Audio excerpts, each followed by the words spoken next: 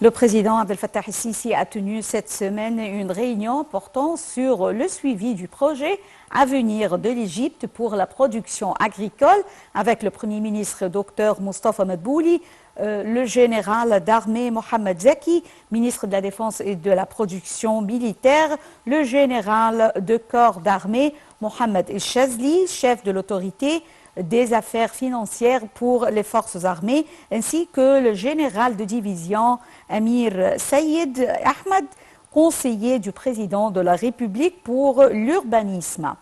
Et j'ai le plaisir d'avoir avec moi en ligne actuellement monsieur l'ingénieur Negui Victor, expert en politique ou plutôt analyste politique qui va nous jeter la lumière sur ce projet. Bonsoir monsieur l'ingénieur Negui Victor. Bonsoir, monsieur Negui Victor, vous m'écoutez, vous m'entendez?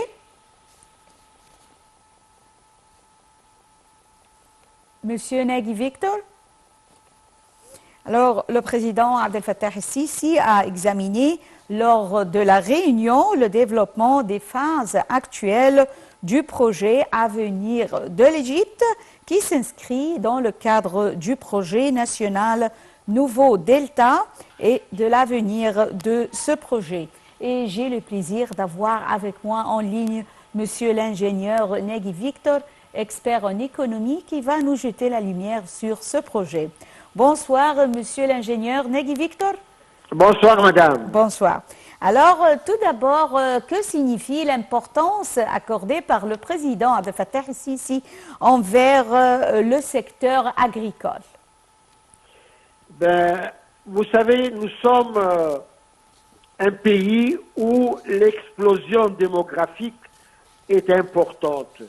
Donc, il faudrait arriver à satisfaire les besoins alimentaires de notre peuple. Ceci étant, il est très important de pouvoir produire sa propre nourriture. Et pour cela, le gouvernement, avec les directives de notre président, fait beaucoup des efforts pour fertiliser du terrain. Le terrain ne manque pas en Égypte. On en a partout. Seulement, il faudrait les bonifier, les fertiliser et en employant des moyens très modernes qui puissent accélérer cette procédure. Donc, fertiliser des terrains, créer une nouvelle allée, une nouvelle vallée, c'est très important pour l'Égypte et pour ses citoyens. Monsieur Negui Victor, veuillez nous jeter la lumière sur le projet à venir de l'Égypte pour la production agricole et bien sûr le projet national, le nouveau Delta, y compris le développement de l'infrastructure. Oui, le projet consiste à fertiliser, à bonifier presque 3 500 000 fédans. Et les 3 500 000 fédans représentent plus que le tiers des terrains agricoles entre nos mains actuellement. Donc ça va être un plus énorme pour l'Égypte. Ainsi, on arrivera à satisfaire les besoins locaux et exporter à l'étranger nos produits. Et d'ailleurs, actuellement, nous sommes le premier pays au monde qui exporte les oranges, par exemple. Aussi bien les fraises. Nous exportons très largement dans plusieurs pays.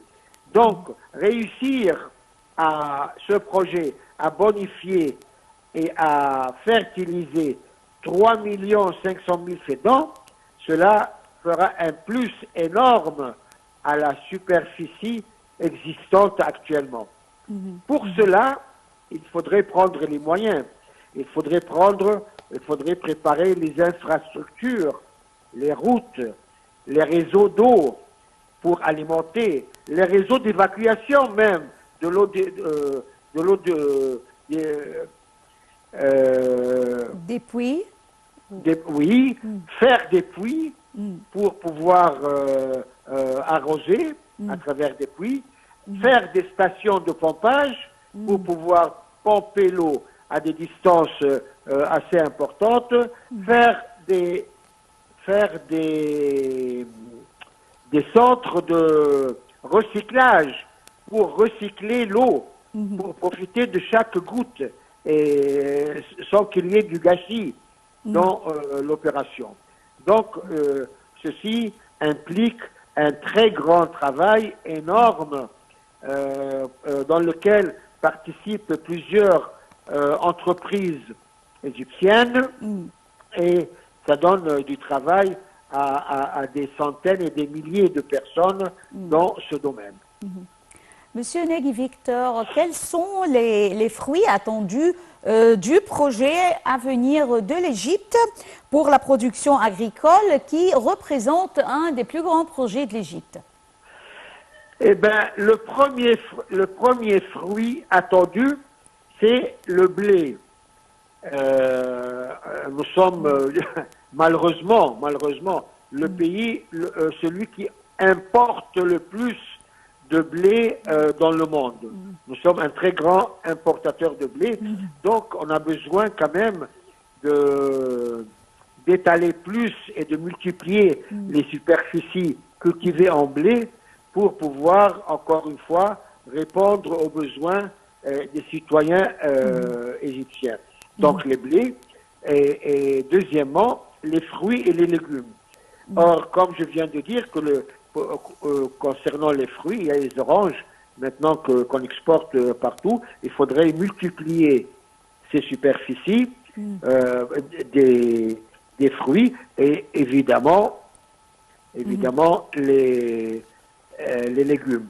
Ce projet consiste à les terrains de Toshka et la vallée parallèle, la nouvelle vallée parallèle à celle qui existe dans le désert de l'Ouest. Et actuellement, et ça je l'ai vu de mes propres yeux, les raisins qui sont cultivés à Toshka sont exportés vers l'Europe aussi bien que vers les États-Unis. Et on trouve des sachets avec un très beau raisin sur lequel c'est noté raisin Toshka. Et ça, je l'ai pris entre mes mains et ça a beaucoup de succès. Ça donc, se trouve déjà aux États-Unis? Absolument, ça existe déjà. C'est bien ça. Le raisin de Toshka. Fabriqué en Égypte. Oui, c'est sur les étalages là-bas. Et par exemple, en Europe, vous avez, je ne veux pas citer le nom de la société qui exporte ça, mais on a des petits pois qui sont frosés et qu'on trouve sur les étalages aussi bien en Europe qu'aux États-Unis.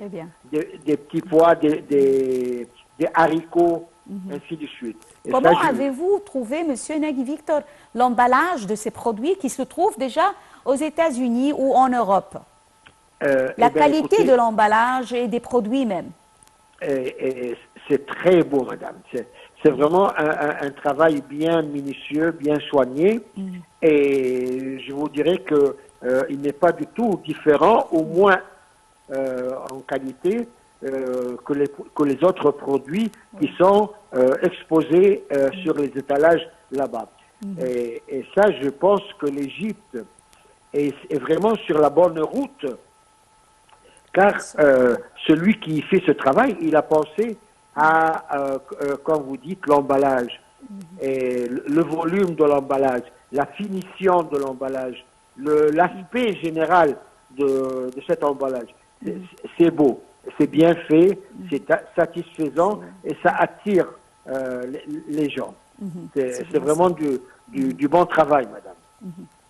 Le président Abdel Fattah el-Sisi avait appelé à plusieurs reprises le secteur privé à prendre part au projet à venir de l'Égypte pour la production agricole. Alors, comment voyez-vous la coopération en cours entre le secteur privé et celui public Et quelle est l'importance de la participation du secteur privé dans le secteur agricole? Le secteur privé forme un poids très important dans ces projets nationaux. Et la coopération du secteur privé, c'est un champ d'investissement. Donc, on a besoin d'investisseurs dans ce domaine. Et on sait très bien que les investisseurs, quand ils s'occupent de tels projets, ils ramènent les machines qui sont les plus modernes. Par exemple, moi je sais et j'ai vu une machine qu'on appelle moissonneuse-pondeuse. C'est une machine énorme, très grande et très haute, qui moissonne les cultures et qui les forme en bottes et qui les pondent derrière. Donc ça moissonne de devant et par derrière, ça pond les bottes de culture. Donc les investisseurs, aussi bien que l'État, mais c'est surtout le secteur privé, il utilise les moyens, par exemple dans l'irrigation, avec des portiques très importants et sur des rails qui font l'aller et le retour pour arroser d'une façon moderne et d'une façon économique, parce qu'il ne s'agit plus d'arroser à fond la caisse et voilà, on arrose un peu, le reste part en gâchis, c'est fini tout ça. Maintenant, on prend les moyens modernes pour pouvoir réussir le but de fertiliser 3 500 000 fédans. C'est un projet énorme. Mais je suis sûr qu'on arrivera parce qu'on prend les moyens logiques nécessaires et modernes pour réaliser ce projet. Monsieur Nagui Victor, est-ce que vous voyez que l'autosuffisance aspirée par ce projet aura ses effets sur la sécurité alimentaire en Égypte? C'est sûr, c'est sûr. Même si on n'a pas une autosuffisance dans tous les denrées, mais déjà, il y a des denrées clés, telles que le blé, telles que le maïs, telles que l'orge. Donc, il y a des produits qu'on appelle des produits clés qui sont très importants pour assurer la sécurité alimentaire des citoyens. Oui. Bon, vient derrière d'autres produits dont on peut importer une partie, un petit pourcentage. Mais le point, et on insiste sur le blé. Le blé, c'est très important, c'est le pain. Pour les Égyptiens, bien sûr, oui. Ouais. Monsieur Nagui Victor, les pays du monde entier souffrent de la hausse des prix. Alors, est-ce que vous voyez qu'avec de tels projets comme l'avenir de l'Égypte pour l'agriculture, est-ce que vous voyez que ces projets auront des effets sur les prix des produits agricoles dans l'avenir, bien sûr? Oui, écoutez, il y a une vague de cherté incroyable qui règne sur tout le pays du monde. Mais cela est dû au suivant. Si on importe, donc on doit payer en devises, que ce soit en euros ou en dollars, que nous ne possédons pas. Donc ce sont ces devises qui sont très chères pour nous et qui rendent que tout ce qu'on importe devient cher parce qu'on l'achète avec un prix exagéré. Mais c'est la crise actuelle. Or, si on réussit à planter et faire pousser ces denrées à l'intérieur du pays, il n'y a pas de raison que les produits soient aussi chers. Il n'y a pas de raison. Parce que ce sera des produits qui seraient produits à l'intérieur du pays, sans avoir besoin des dollars ni des euros. Donc, c'est très important la production locale. La production locale nous permet d'autoriser le prix, d'autoriser la hausse, d'autoriser l'inflation, et c'est le seul moyen, pour lutter contre l'inflation et les prix qui sont exagérés et hauts. Oui. La production locale, oui. Ouais. Nous vous remercions infiniment, Monsieur Nagui Victor, expert en économie, pour ces informations et espérons un meilleur avenir avec le projet L'avenir de l'Égypte. Merci d'avoir participé avec nous. Merci et bonne soirée. Merci. Mesdames et messieurs, nous arrivons à la fin de cette édition de notre programme hebdomadaire Questions égyptiennes et rendez-vous la semaine prochaine, mais avec une autre question égyptienne. Bon Ramadan. Au revoir.